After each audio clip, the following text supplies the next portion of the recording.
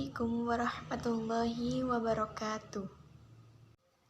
Perkenalkan, nama saya Firly Firdian Faradina, Fakultas Ilmu Tarbiyah dan Keguruan, Program Studi Pendidikan Islam Anak Usia Dini. Langsung saja, di sini saya akan menyampaikan sosialisasi 5M dan pentingnya vaksinasi. Seperti apa sih virus corona itu? Dan bagaimana cara pencegahannya? Nah, mari kita simak video berikut.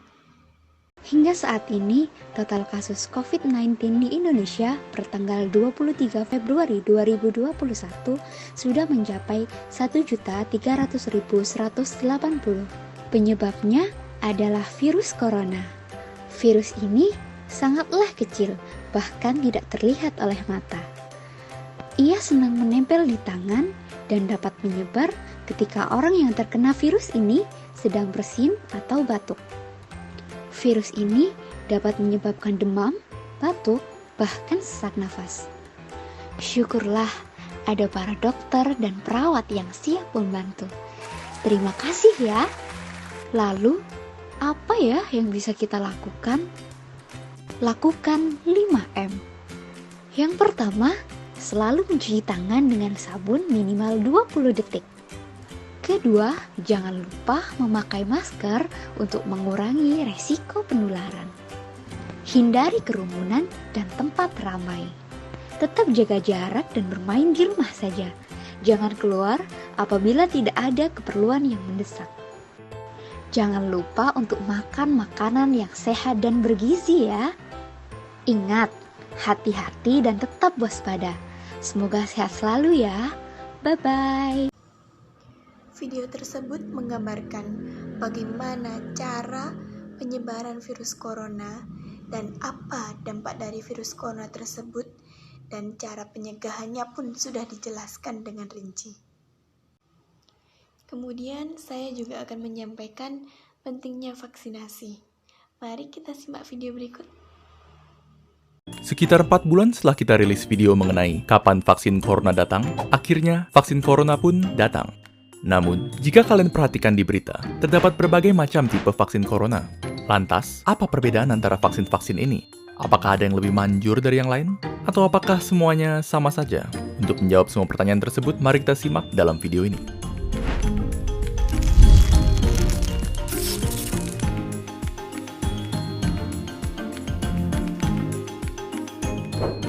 Untuk video ini, kami akan membahas 5 vaksin corona yang berbeda, yaitu vaksin dari Pfizer-BioNTech, Moderna, AstraZeneca Oxford, Sputnik V, dan tentunya yang pertama masuk ke Indonesia, Sinovac. Terdapat sejumlah perbedaan antara vaksin-vaksin corona ini. Perbedaan terbesar di antaranya adalah perbedaan berdasarkan cara kerjanya.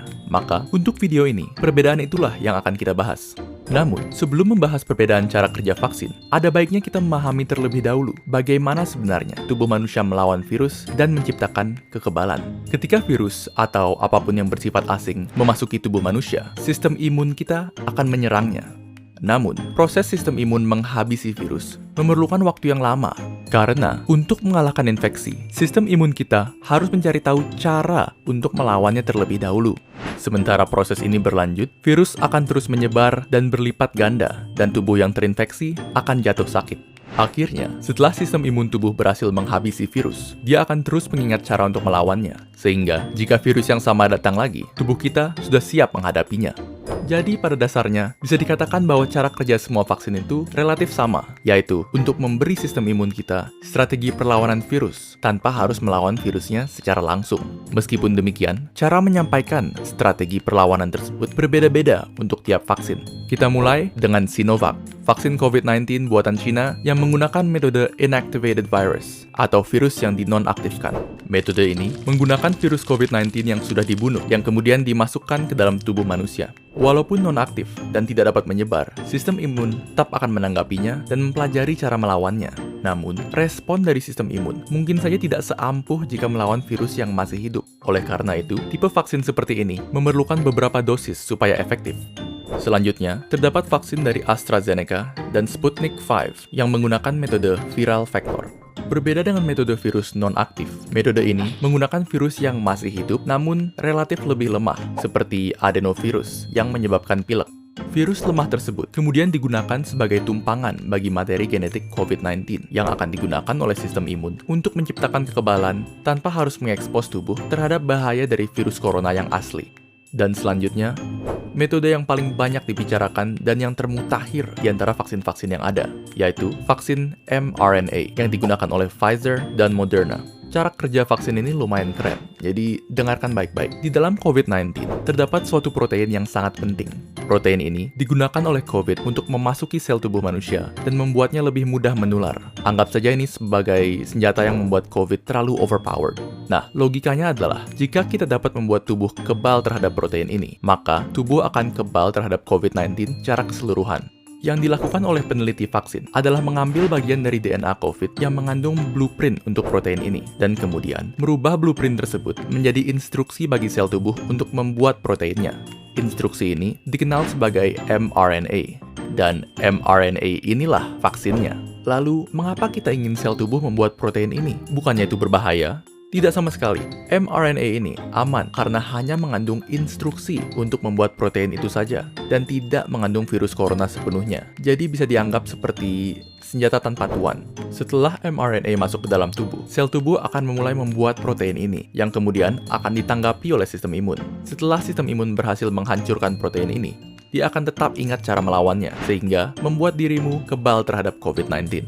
Pada akhirnya, video ini bukan bertujuan untuk membujuk Anda memilih salah satu vaksin. Karena bagi kebanyakan orang, vaksin mana yang kita dapatkan sudah di luar kendali kita. Yang perlu kalian ketahui adalah vaksin yang kini disiapkan untuk penggunaan massal telah melalui tahapan pengujian intensif untuk menjaga keamanan dan keefektifannya. Dan fakta bahwa kita sudah bisa mendapatkan sekian banyak vaksin dalam waktu tercepat dalam sejarah manusia sudah merupakan sisi terang dalam tahun yang sangat kelam. Tentunya, semua ini dapat terjadi berkat beribu-ribu tenaga medis, saintis, serta peneliti yang bekerja non-stop sejak pandemi dimulai.